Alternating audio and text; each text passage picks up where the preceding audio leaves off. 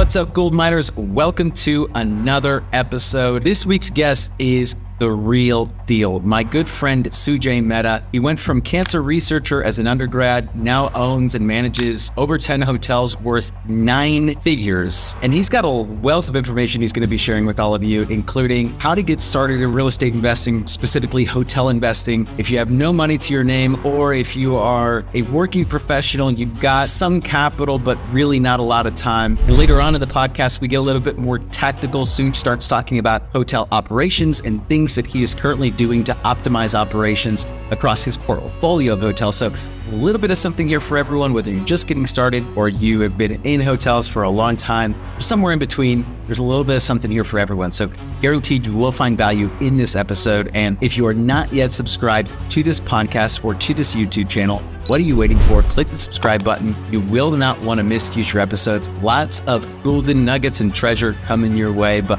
without further ado, everyone, let's roll into this episode. Introducing my badass hotel operator friend, Sujay Mehta.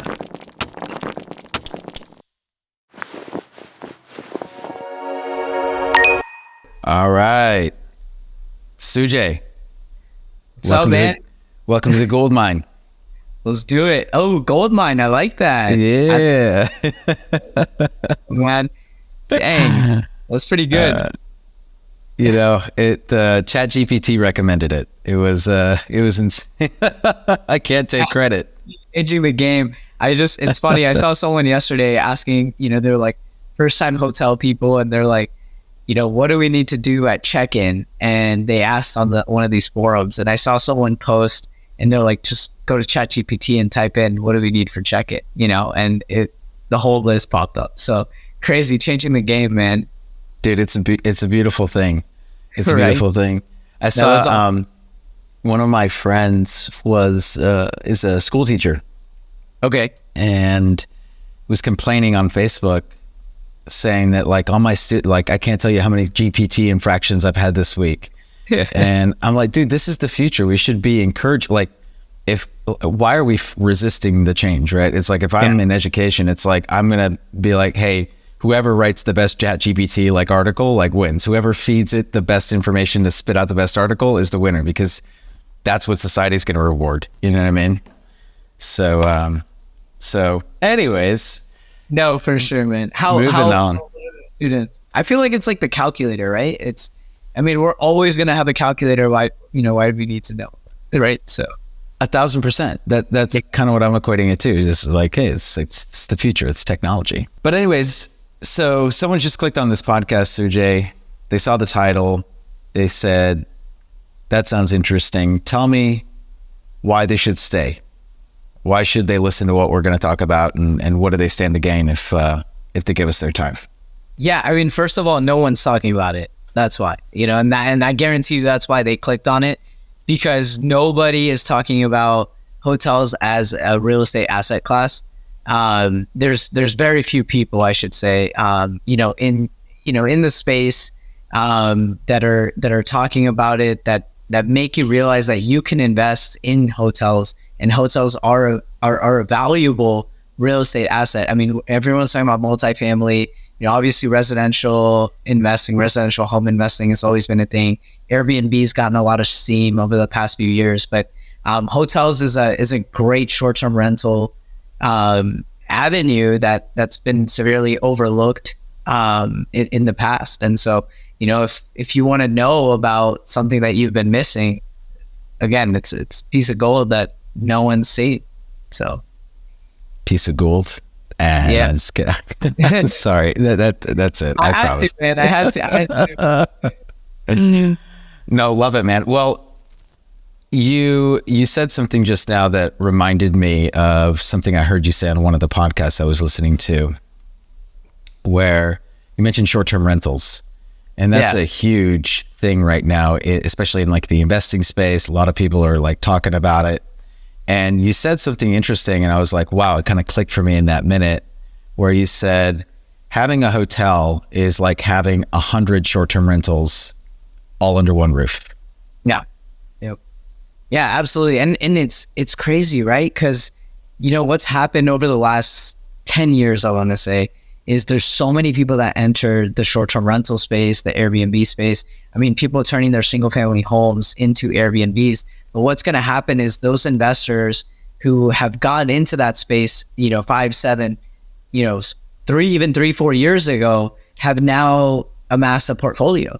And unfortunately, it's very difficult to have 50 Airbnbs in your exact market wherever you are based in, or wherever all your other assets are. It's not feasible or plausible to have neighboring neighborhoods with all these assets. And so as they continue to scale, it's going to become increasingly difficult for them to manage that portfolio.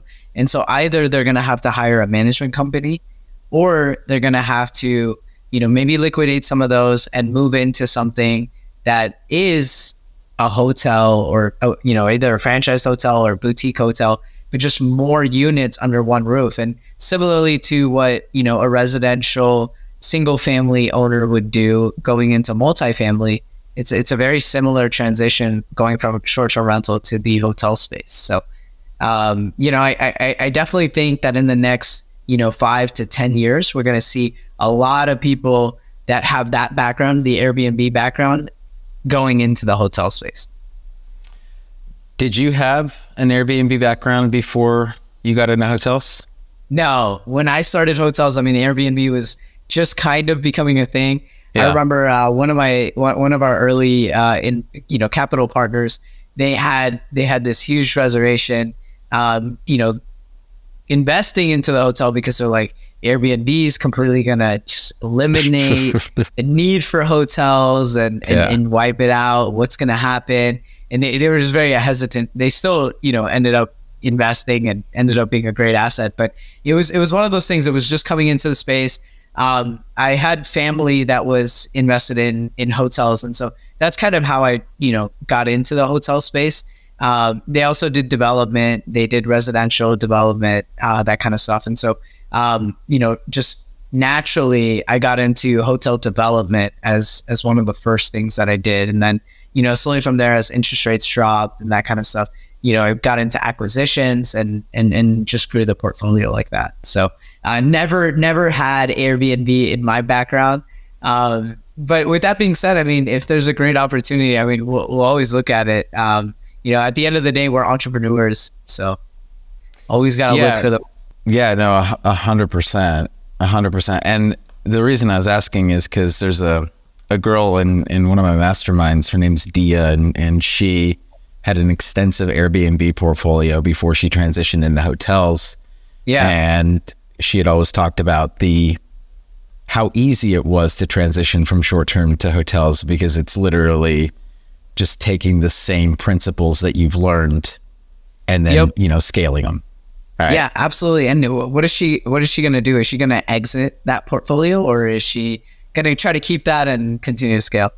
I have no idea. She's quite the entrepreneur. If you don't follow her, do you know Dia Liu? Have you heard of Dia? And she's I've only observed her from afar. Not really spoken one-on-one with her yet, but she's definitely a hustler. So I don't know what she's planning on doing with that, but yeah. But coming back to your journey, because there's a really good transition. You're talking about like getting into development with the family and everything. Like, how does a young guy like you? Because dude, like, you are super young. Yeah. Yep. How does a guy go from published science researcher in oncology journals to owning and managing a nine-figure hotel portfolio? Yeah, to be honest, the publishing, that was all in undergrad, right? And I think you have a pre-med background as well, and so it was one of those things we had to do, kind of to beef up the resume. And so we did the microbiome research where we pipetting all day, every day, and I'm sure very similar experience for you as well. And it's a pain in the butt. I hated it. Definitely not something that I wanted to do my whole life. But like I said, I was always a science, math person. Growing up, I loved numbers. But I was extremely social, and I loved networking and thinking as an entrepreneur, even as a young kid, I would hustle. I would try to figure out things that I can do. Even growing up, even though I didn't need to, I would still try to figure out, Dad, if we did this, if we refinance this, we could do this. And that was just always what attracted me. I always like to call myself or hope that I can become known as like a deal maker, right? So when I see an opportunity, figuring out a way to make it happen or a way to make it work. And that's kind of always how my mind worked. And so after I graduated, decided I didn't want to do medicine, I went straight into business. And so we opened up some addiction rehab facilities and got into the business world. And then, like I said, always been surrounded with real estate. My dad was an entrepreneur, did a few different businesses. And, so that was always like the atmosphere, the environment, the conversations around the house growing up. Everything would kind of revolve around that. And so going into the medical business space, I realized that it's policies dictate, our NOI, our revenue, everything so much. It's so volatile. As administration changes, everything changes. And, the amount of time and effort that we put in there, I could do something very similar in real estate. And development was just so beautiful. I mean, you look at a piece of land, you look at a lot and you just imagine, I could put, a fast food, restaurant here. I could put a hotel here, create a cool patio here. I mean, this would be awesome. And you just create that in your mind. You let your imagination run and that's it. I mean, you put that on paper and you can make it happen. It was such a beautiful concept to me. And that's why, Bloom Ventures, that's the name of our firm, is because Bloom, like the growth, from nothing comes this like beautiful, rose. And so, that was kind of the whole idea. That's what attracted me to the development side. And so the first deal we did was development. Obviously I had a background in the hotel space. I call them my board of advisors, my father and my uncle, but they've always been there to guide and help and teach along the way. And so that's kind of how it happened. And, once I was in it, anything that I do, I want to say that I would do with 110%. So, once I got into it, I was all in, and, we put in my best foot forward and continue to grow. So one of the beautiful things about hotels is the cash flow, right? So hotels cash flow so well. And so it's very easy to scale. Once you really get your foot in the door, you get a good asset, you run it, you optimize it, you create efficiency, and then you're able to scale from 1 to 2 to 4, and continue going because you have that support of the cash flow. Versus other assets that are maybe a little bit more passive, you can't really multiply like that. So, it seems like this huge, amazing thing, but it's really not, and it's not as difficult as it may seem.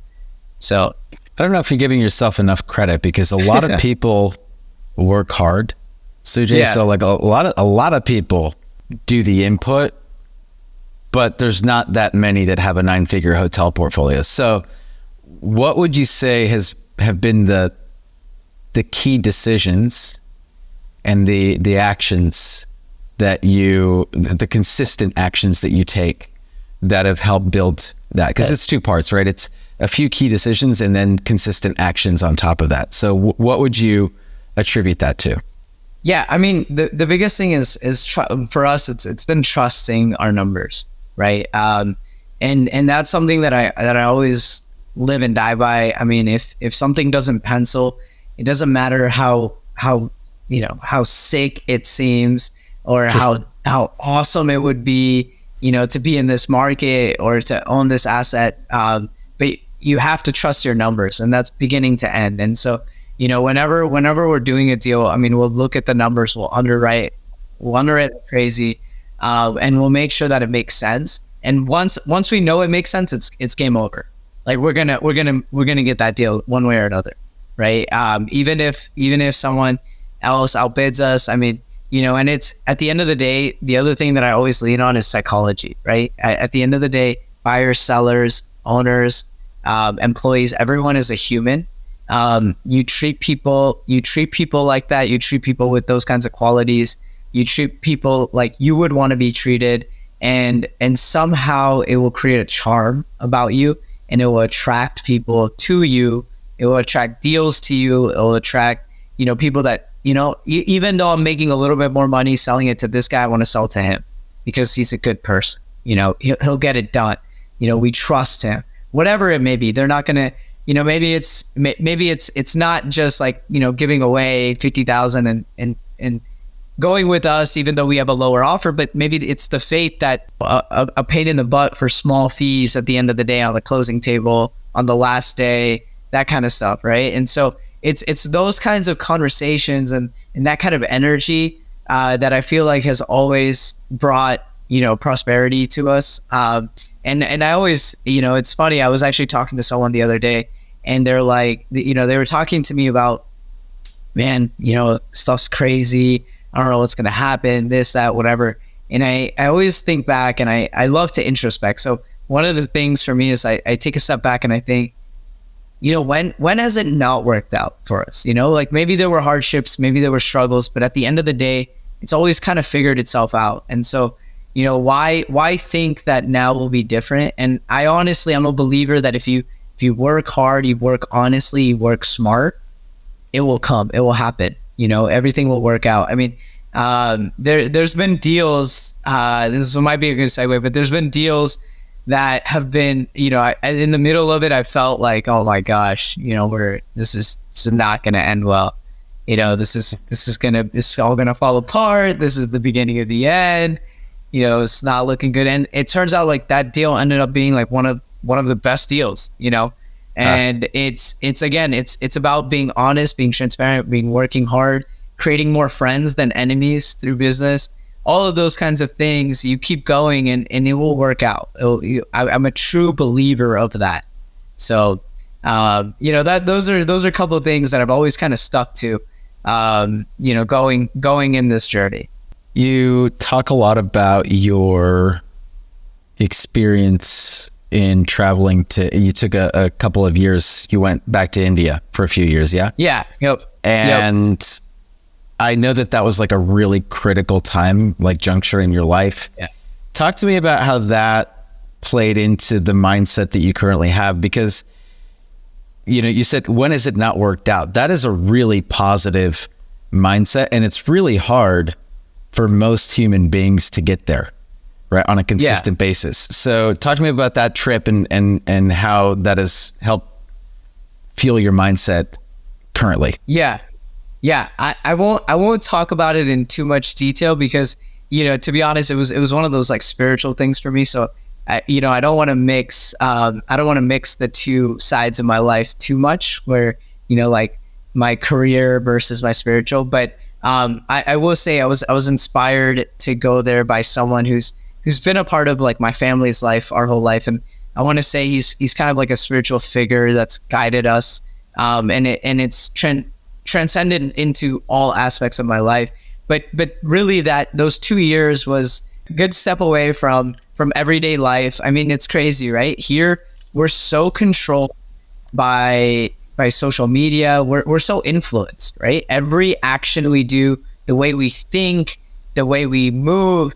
I mean, remember with Cam Newton, I'm a huge sports guy. So Cam Newton came out with the dab, right? And imagine in an isolated vacuum, you go to a different world and you just walk around and you start doing this. Like, people are gonna look at you like you're crazy, right?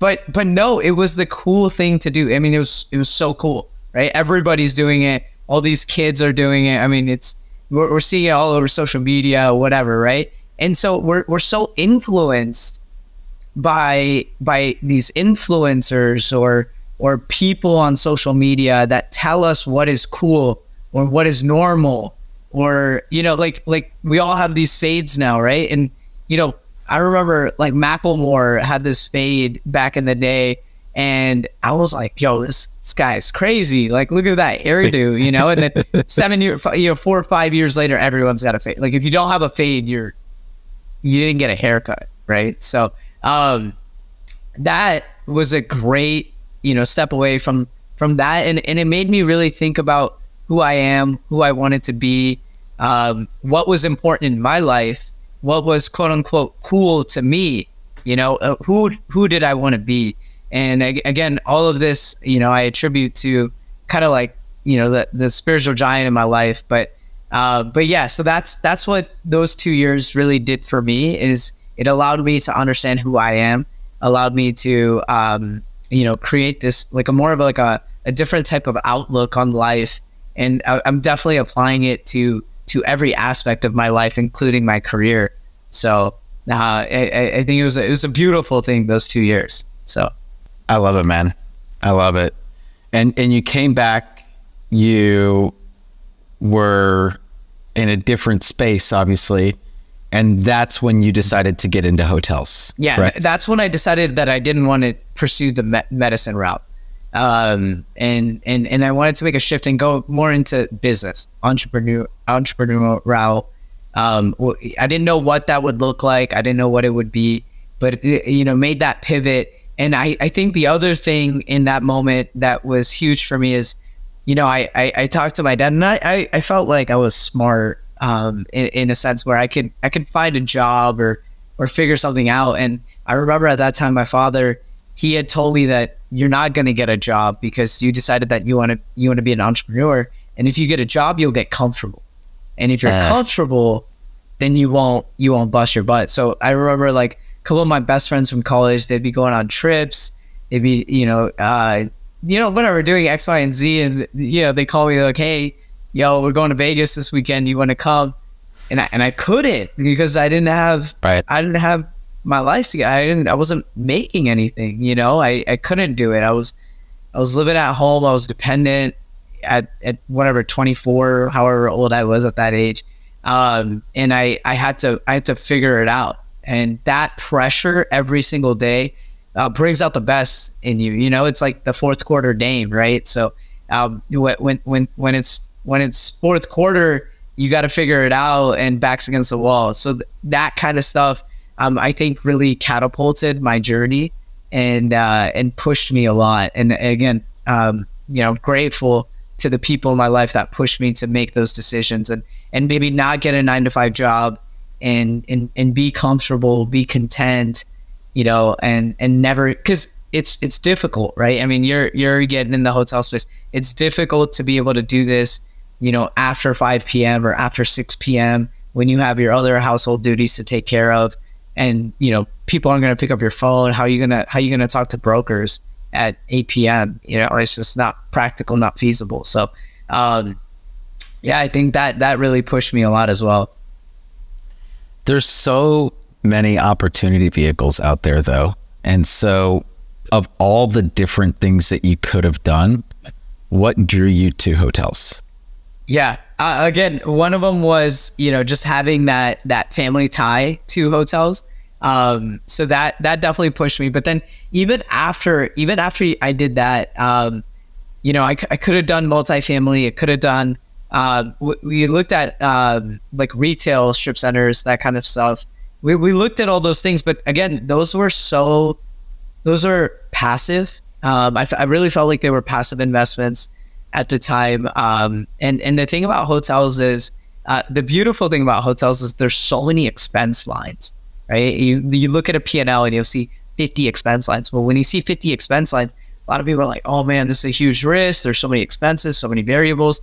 Well, I see it as, well, there's so many variables where I can tweak just 1 or 2 of them or 5 of them. And all of a sudden that goes straight to the bottom line. And so that's what I truly love. I love, taking a look at the P&L, the expenses, and increasing efficiency of operation. That's, and that in turn helps the beautiful thing about hotels, which is, it's real estate plus a business. It's cash flow plus over time, it's the value of it is appreciating. You're paying down your mortgage. You can refinance in 5-7 years, pull out your capital. Now all of a sudden it's a free asset. And on top of that, you're making money every single year, cash on cash return. And then the tax benefits, huge, right? So you have all these things that you can utilize and avenues, and you can strategize. And even when the economy gets tough or times are tough, you can pivot a little bit and tighten different screws to make your asset work for you. So though people will say it's a very risky asset class, I think of it as, if you know what you're doing, or you've done your homework, or you trust yourself, or you're willing to work hard, you just mitigated that risk completely. And so now, what's a risky asset class for everyone else, therefore it offers great returns, now all of a sudden it's a great asset class for me with minimum risk and great returns, right? So that's the way I think about it. So when I'm hearing you say all of this, the first thing that comes to mind is, this is a guy with clearly a lot of business acumen and a lot of knowledge when it comes to understanding how to create efficiencies within a business. And that's one of the unique things about hotels, right? Is that it's part real estate, part business. And it's one of the only asset classes that I can think of in the real estate space where there's like a heavy business component attached to it. And so coming into the hotel space, though, it doesn't sound like you had a ton of business experience leading up to it. I know that you had the drug rehab. Yeah. But talk to me about that transition and that like learning curve, and what got you through that and up and over, and now to the point where you're a badass business operator. Yeah. No, I mean, you learn as you go, right? You're never going to 100% know everything. But you have to kind of jump into the pool. And so, one of the things was, when you get an asset, or, we talked a little bit about the Airbnb side, right? So when you have one or two Airbnbs and you understand small portions of the business, now all of a sudden you can take those skills and apply it to something else. And, there may be a few different dynamics. Like we talked about extended stay versus limited stay. And there's these different types of hotels. Now, if you go in a limited service hotel versus an extended stay hotel,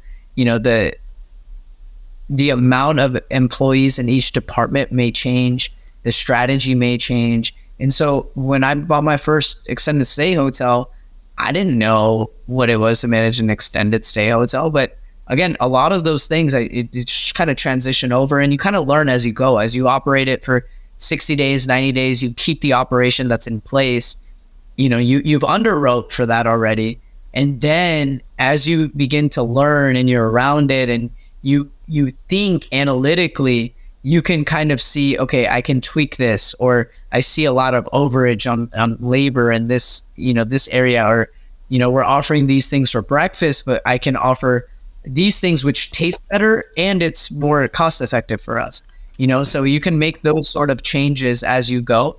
And then the other thing that wasn't so big when I started in the space, these masterminds and classes and all of that kind of stuff, right? So definitely suggest joining those those kinds of courses that help accelerate that learning process. And even if you can accelerate 6 months of knowledge on how to manage or operate those things, 6 months, let's say you save 10% on your revenue, and your revenue is maybe $200K in those summer months. You've already paid for the mastermind back over, and just with one property.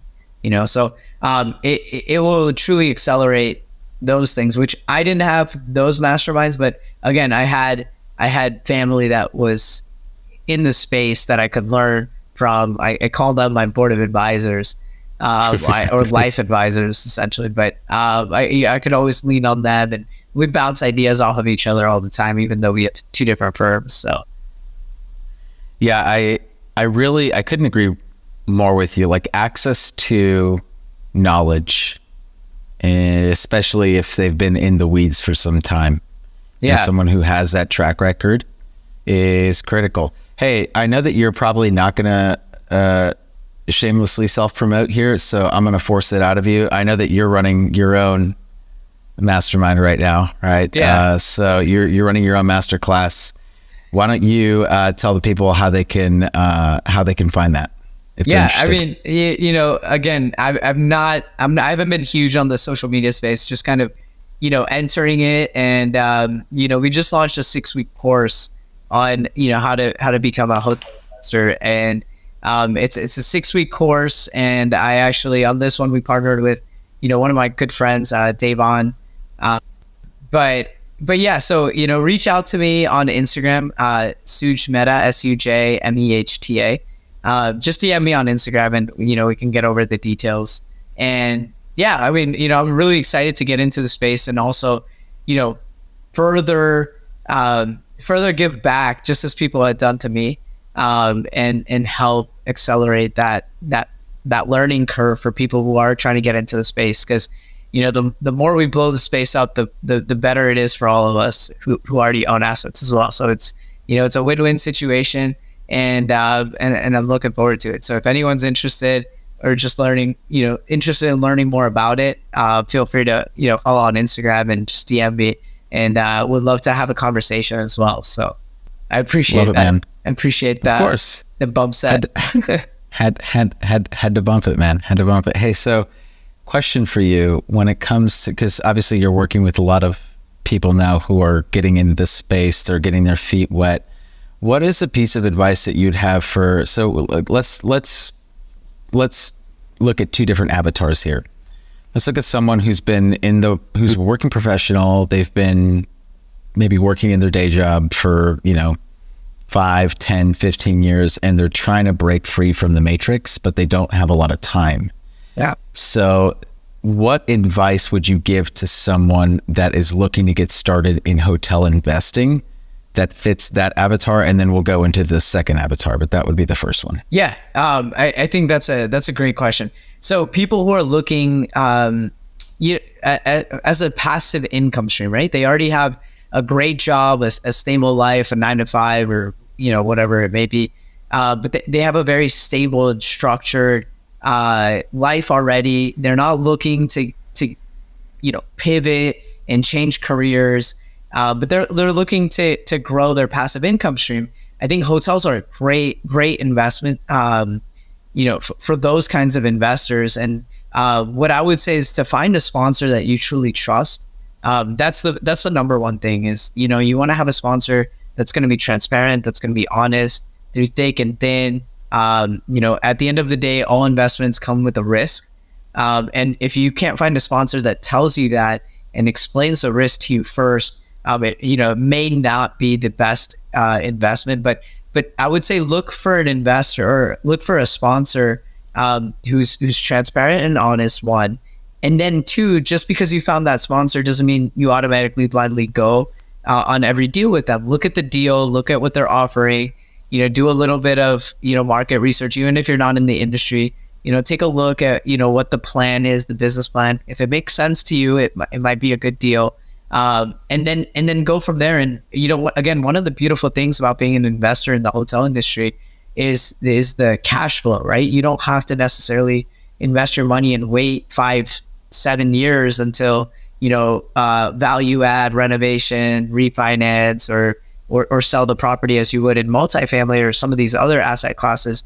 But here you have steady cash flow coming in every year, and as we continue to grow the business or continue down the business plan, that cash flow increases over time. And then the other thing is the tax benefits are truly amazing in the hotel industry because we can do something what's called a cost segregation study, which you can do on other asset classes as well. But that accelerated depreciation that you get in hotels because of the furniture component of hotels is a lot larger than what you may see in other asset classes. And so again, number one thing I would say is the sponsor. Number one, could be a great deal, but if the sponsor's not willing to work, not willing to put in the time, the energy, the effort, it might not work.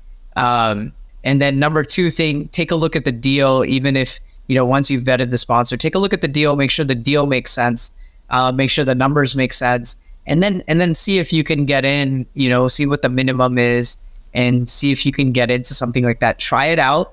Get your feet wet. Once you like it, you can definitely, continue to grow and roll over those the profits into 2 income streams or 3 income streams or whatever, and go from there. So that would be my advice for somebody who's watching this, who's has a 9 to 5. I mean, definitely important to create multiple streams of income, especially in the world that we live in now. So I think that's an excellent opportunity to invest in hotels. Not to get too far off track, but speaking to that working professional, that same avatar, you kind of hit on, you hit on a subject that I'm curious, and I think that those people would be curious as well about, which is a lot of these syndications, because as far as I'm aware, you are still running all of these as a syndication. You don't have like a private equity fund set up yet for No, we don't. And again, I sometimes I do a mass syndication, sometimes I don't. Sometimes we'll just have friends and family, and we'll just keep it all in house and finish it up like that. So we kind of depends on the deal, depends on what's going on for us, and how many projects we have going on as well. Got it. So sometimes friends and family, sometimes syndications. Yeah. That being said, they're all structured fairly similarly, GPLP, that sort of thing. There are lots of working professionals that choose to invest their money into these types of investment vehicles because some of them structure, so maybe you could speak to this a little bit more in the hotel space specifically, but structure the deal in a way where the LPs receive an unfair share, right? Like an unequal share of depreciation benefits to offset their income, which is a super ninja tax strategy that you probably know a lot about, and would love for you to share the knowledge that you have about that. Yeah. So the way we do it, and it might be different from a lot of other sponsors, is we oftentimes we give even shares back to our investors, and then we'll have some sort of fees to for putting the deal together and that kind of stuff, right? Depending on if it's a development, acquisition, what it may be.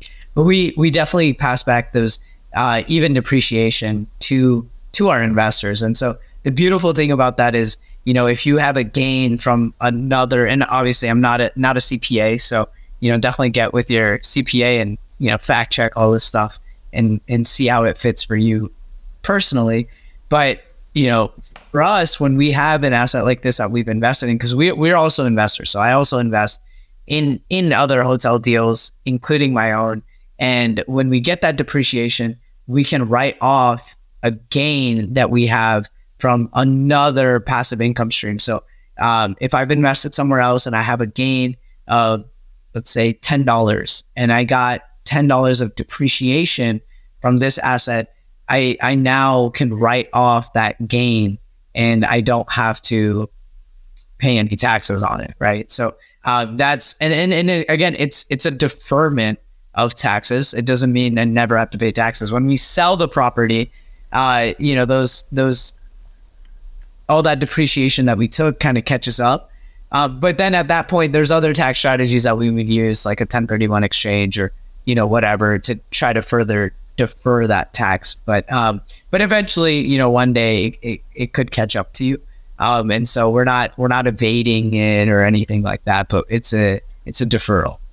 So when you're talking, thank you for that. Yeah. So when you're talking to that second avatar, which would be, maybe they're younger, or maybe they just are a little bit less experienced, but someone who has a lot of time on their hands currently, but not a lot of capital. Right. How would you suggest, or what would the advice be to someone who fits that mold? Yeah, I mean, so again, with hotels, I mean, it's definitely you definitely need capital to get into the larger hotels that we deal with, right? But with that being said, I mean, there always is this syndication model where we say, OPM, right? Other people's money. But get investors together and create a fund. And it could be a fund to go buy assets, or it could be a fund to buy a specific asset. And again, something that you'd have to talk to an attorney about, an SEC attorney, and kind of how to structure this. But structure a deal, and you can definitely have investors and syndicate a hotel deal. But with that being said, just because you have a lot of time doesn't mean you can become a sponsor, right? Because now all of a sudden you're asking people to invest in you. You're asking people to invest in your knowledge, your effort, your dedication, and all of that. And so when you're doing that, I urge that anyone who's trying to get into the business, please understand the business, do a little bit of research, use the different avenues that you have, whether it's a mastermind or going and working for a little bit and getting a job in the hotel space or whatever it may be, right? Partnering with someone who may understand the hotel space and understand the business, and then go out and you can raise your capital and go buy a deal if needed. And maybe on your first deal, it may be harder to convince someone to invest with you because you don't have that track record. But maybe for that kind of deal, you give back, right? And maybe start small, right? Maybe start with an Airbnb or a different type of short-term rental, or a duplex, a quad, a boutique hotel, and then scale larger if you have to, right? So that would be my advice to someone who's looking to just get started. But number one thing is make sure it's something that you love, something that you can become passionate about, and expose yourself to the space as much as possible. Surround yourself with people who are in the industry and can start building that network, and opportunities will come to you naturally when you're surrounded by those people. So yeah, and it's funny that you say get a job in the hotel industry, because Devon, right, she worked in the hotel industry for a long time, and so there's so many different angles, avenues that you could basically find your way into the same sphere, for the same path. There's so many different paths here, right? Yeah, and it's going to be different for every person, right? Depending on what they have available to them, what situation they're in, where they're at, even what market they're in. All those things affect how we do things, right? And so it's hard for me to sit here and say that person A, needs to do this, which would be the same journey as person B, right? And so depending on what their background is and on what they know, I mean, the path could be completely different. But it's important to, again, take a step back and think about what the goal is, where you want to go, and then create a path that tells you, it's like Google Maps. We have all these different routes, but we have to understand what the destination is before we pick a route. And we need to understand, is it time? Is it mileage? What are we trying to optimize? Is it tolls? Are we willing to pay the tolls to go the fastest and shortest way? Or are we trying to go around that and, have more time and more miles? Are we low on gas? Do we need to, optimize? Whatever. You get the analogy. I don't need to go into it too much, but yeah, it's the same thing, right? So again, we need to know what the destination is. We need to know what the goal is, and not just, again, this affects our life, right? So not just in our career, but also our life. Like, what is our life goal? If our life goal is, I don't want any calls after 5 p.m. I want to clock out, be done.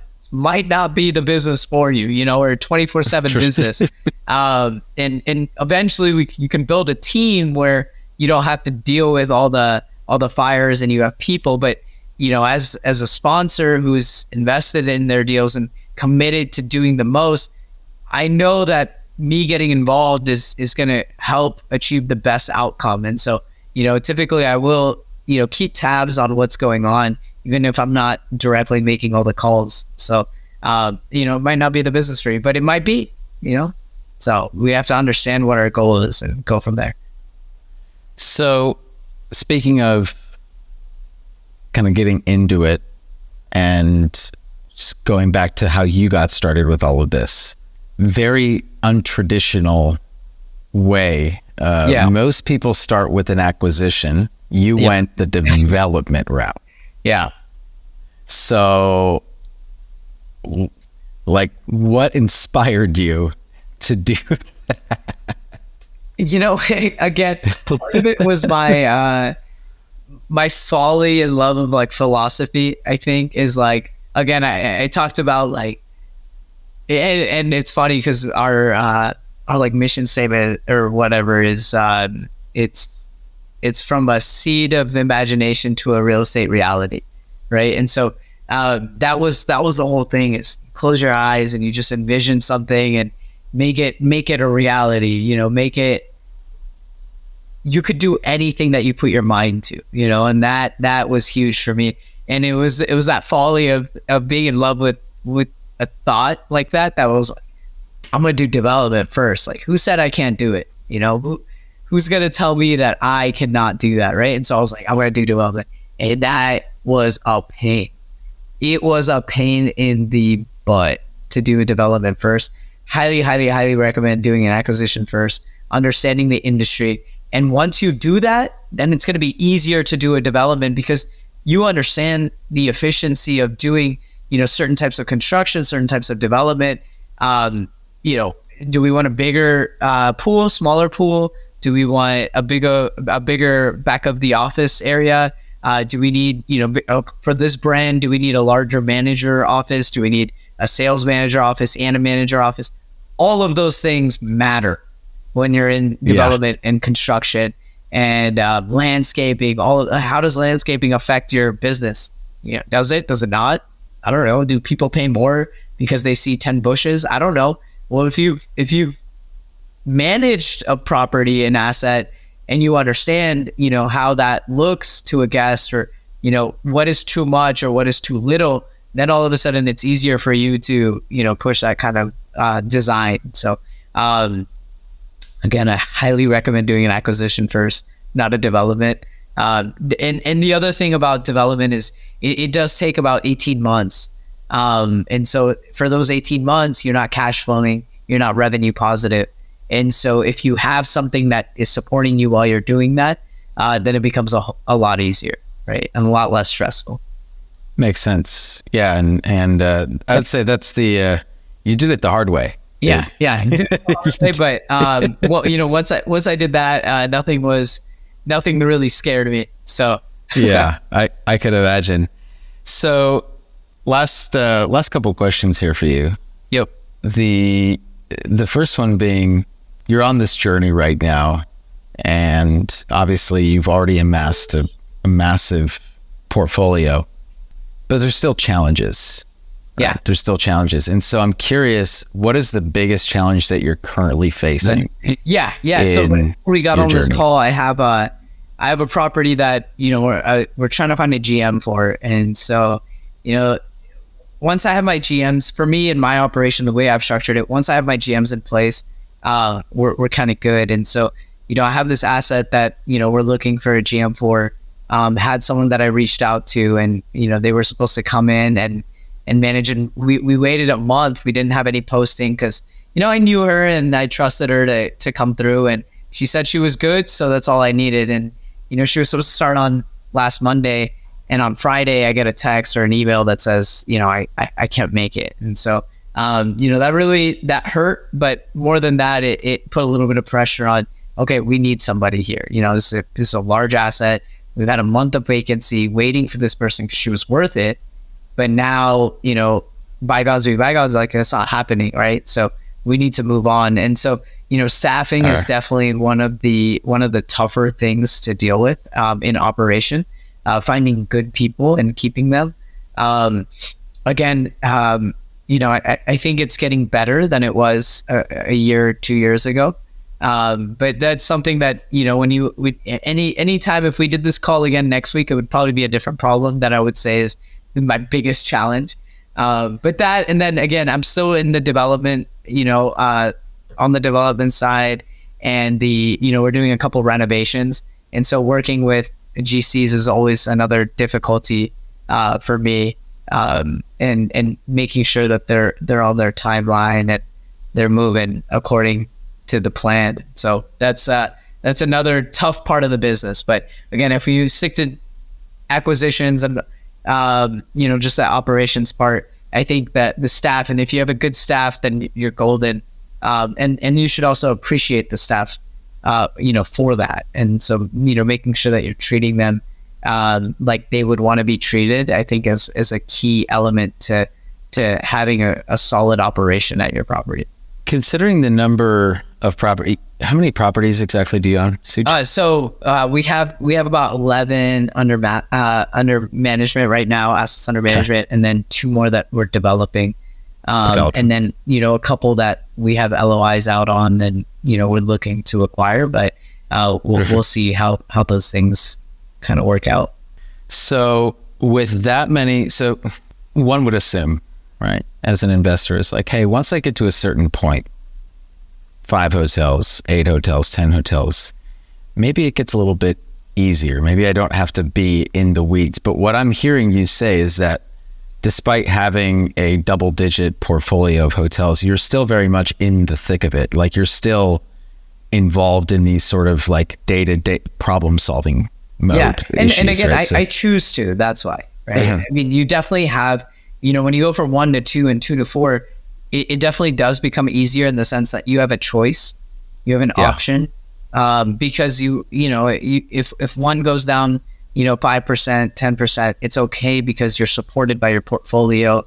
Now all of a sudden you can leverage all the properties, you can leverage staff, that kind of stuff, right? So it definitely does become easier. But again, it comes down to, for me, it's sometimes I choose to be involved in those quote unquote smaller decisions and smaller issues, because I know that, I can be very efficient when it comes to making those decisions, and I can help guide. And so sometimes I will be involved, and it's a choice, but because of that involvement, I do believe that I see, 5 to 10% better, bottom line percentage points than maybe my counterparts who choose not to do that, right? And so anytime, like, imagine, like, if you have a family and you can't hire a proxy father and think that it's going to be the same as, raising your kids on your own, or if there's a teacher, they just because now all of a sudden they can manage 3 classrooms, you can't just hire proxy 3 teachers and be completely, removed and think it's just, they're going to teach the class just fine, whatever it is, right? Like, anytime you have a proxy, it doesn't always mean that it's going to be just as good or better. It depends on if you have the right people in place. But it's, as of now, I choose to be a little bit more involved in the operations side. We are trying out, a third-party management company to see if maybe that's a route that we want to do to move all the operations to third-party management. But so far, I'm feeling that I could probably do it a lot better. And so, we're going to start building out that a little bit more in-house rather than, contracting out to third parties. So again, but, there's 100 third-party management companies and we might just not have had the right one. So kind of just depends. So you make it all sound so easy. We all know that knowing what I know that it's not. And I think a lot of the listeners are also going to have that awareness. But, just as an observation, to me, it sounds like the way that you got to where you're at right now as quickly as you did is because you chose to stay in the weeds for as long as you did, right? Because I don't know that you would have experienced the growth, and I don't know that your investors would have experienced the returns that they experienced had you not done that. Yeah. No, I think so. Yeah, that's cool, man. Yeah, no, that's just like a massive kudos to you. No, so I appreciate that, but again, it's when you treat something like it's your baby and you're passionate about it, and it's honestly it's the same problems over and over. It's rinse and repeat. And once you've dealt with it once, it's really easy to give that guidance and just say, hey, this is what we need to do. Call these people, ask them this, negotiate to this. This is how much it should be, and boom, just let's get it done, right? So. And then a lot of it is like strategizing, right? Like when I start seeing pick up on certain things, being able to be involved and let your people know that, hey, these are the pivots that we need to make. We need to adjust rates. We need to adjust prices. X, Y, and Z is staff, labor, all that kind of stuff. So, it's a lot of that. And it's fun for me. Again, Like I feel like I'm a problem solver. When I see a problem, like, let's figure it out. It's one of my favorite games to play is Catan. You have 4 resources or 3 resources just don't go together. You got to make a move. What can you do? And it's being able to think and say, okay, I know this person has this person has this. How can we all create a win-win-win situation and continue moving forward, right? So that's awesome. I love it, man. Well, listen, I want to thank you for your time and for giving the listeners something to think about, right? Because you're right. This isn't something that a lot of people are talking about. Yeah. The hotel space. And it's so funny because like it seemed so inaccessible until maybe like, I don't know, like less than 12 months ago. I feel like there's been a surge now in people talking about it. So that is, I think this bodes well for like the future of the hospitality space, because the more accessible it becomes, my feeling is that the better the consumer experience is going to get. Yeah, no, I agree. And I think it's, I mean, if not now, then later, right? So someone's going to start talking about it eventually. And, until they do, I think it's up to us to make sure that there's awareness that, these hotels are something that we can own, we can buy. And I think it's an awesome thing. It's a beautiful thing. It's done great things for me. And, we're always taking, investors. We're happy to help guide at that kind of stuff. So, it's a win-win-win for all of us. And I think it's fun. So in traditional Gould Mine fashion, the last question is always, what is one golden nugget that the viewers back at home, the listeners back at home, that you'd like to share with them? Yeah, I think for me, like, again, I come from a background, there was a time where I thought about doing MBA, and, a lot of people asked me, what my credentials were. And you asked me about being younger, and, I'd go to these bank meetings, and sometimes, people would dismiss me because I was, 24-year-old kid trying to get into the, ask for a multi-million-dollar loan, right? And so it just, and the times were different than they are now. But, I think the biggest thing and something that we share, I know, is our love for Kobe. And I talk about this all the time, but like the Mamba mentality is like, just go do it, like, don't be afraid. It's okay. It's okay to be nervous. It's okay, to have all these feelings, but just to digest it and just go, just go for it. And don't be afraid of what's going to happen. Don't shut those doors on yourself, but be intentional, create a plan, and then start moving on the plan. It's one step after the other. You don't climb a mountain by going straight to the top. It's literally one step. It's 6 inches at a time. That's how you get on the top of a mountain. And so, I'm on my journey to get there. I'm not saying I've gotten there. So I'm no persona that's saying all this stuff. But again, I'm on my journey, and what I would say has been working for me is like 6 inches at a time. Like, let's just, move together as well and continue to help people along the way and give back. And yeah, so that's my golden nugget, one step at a time. That's awesome, man. Thank you so much for your time, Suj. For the listeners back at home, you mentioned, investment opportunities. You mentioned, obviously, you've got your course for people that are interested more on like the active investing side of things. Yeah. You gave your Instagram. Is there any other way that they can get, should they all DM you? Like, what's the way that they can get a hold of you? Yeah, they can all DM me. It's all good. That's the best way. We have a website and stuff, but the best way is, just their social media. Like, one of the beautiful things about social media is being able to connect to people.